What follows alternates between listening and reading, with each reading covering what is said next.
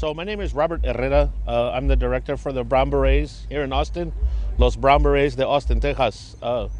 We are part of the original Berets from the 60s and 70s here, continuing on the fight. You know, the lucha, the helping out Chicanos here on the east side, on the south side. You know, the poor people. You know, helping our gente, you know, progress to move forward. We still have a lot of the same fights with education, police brutality that have been going on for decades here. You know, the neglect of the east side. Now they're funding the east side, that all the gabachos have started to move in and the neighborhood has changed. They didn't move in accepting the neighborhood the way it was, its history. Instead, they started to gut it out, you know, and replace it with their own. And these are ongoing fights that we're fighting.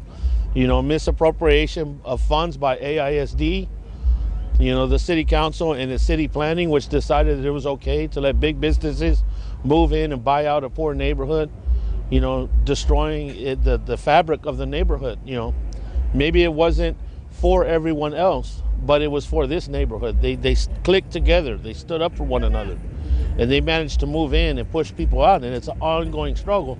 I'm sure it's happening in every state that I see, you know, and in every city, especially in Texas. This fight is going on everywhere.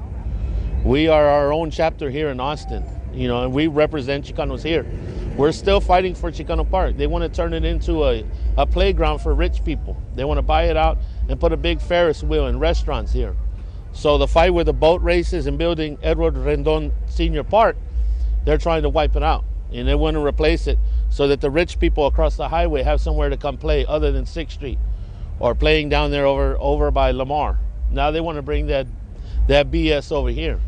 So first they want to close our schools so that the families will get up and basically leave. They'll have no choice, or take their kids 10, 12 blocks to the nearest school. You know, and they act as though the neighborhood is fine with that, and that's bullshit. We're standing up and we're asking other people to organize. You know, we're asking that other people come out and help us. You know, 10 minutes of your time is all we're asking for. A signature on a piece of paper is all we're asking, you know, and to continue the struggle, because it's the future of our children that are going to suffer. You know, what we don't do now is going to have a major impact in 20 years. So these are the ongoing struggles that we're having, you know, and trying to preserve our culture. You know, they managed to spend billions of dollars on the west side, but they give us hundreds over here. You know, everything you see on the east side, the people here in this neighborhood have fought and scratched to build with no funding or their own monies. So this is a lot of what's going on. We came out today to show that there are people that care, that do want to stand up and fight. I know other organizations, but Brown Berets, we are a street organization. All our members come from the streets. So we're representing ourselves and building from there and helping our children move forward and progress, you know, to get good educations so that they live a better lifestyle, you know, so that they have what they need to progress. We're helping to provide them with tools, you know, to move forward. Things like this are things that have been needed for a long time, and it's been hard because the people that were fighting in the 60s and 70s, you know, now they need to relax. You know, they need to enjoy a little bit of their fruits of their labor. So it's time for younger people to step up, and that's what the Brown Berets are here to do. We're here to step up and help educate the younger generations. So once again, it's a continuing fight that's been going on for decades, and it will continue. As long as there's a fight to be had, we will stand up, you know, for our raza and for the Chicanos that live here on the east side, stopping this destruction of the barrio, you know, and that's a major problem. You know, how can people not see that? You know, yeah, we go and we ask AISD for help, or we're asking city council, when they alone are the ones that are causing all this destruction, you know. So it's time for people to rally together and stand up.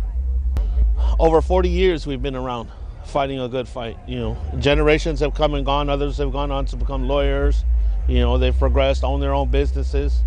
You know, that's one of the things we work on, is self-determination. There's no need for people to be poor. Let's get educated. Don't go work for somebody else. Learn how to work for yourself and keep your money. And try to keep the money in the neighborhood, in the barrio. If we kept our own money in this neighborhood, we wouldn't have some of the problems we have now. And that's a lot of what's going on. Is there anything that you might want to add? Just anything at all? You could add it right now. You could whatever. Just ask the people to take a few minutes out of their time and voice their opinions publicly.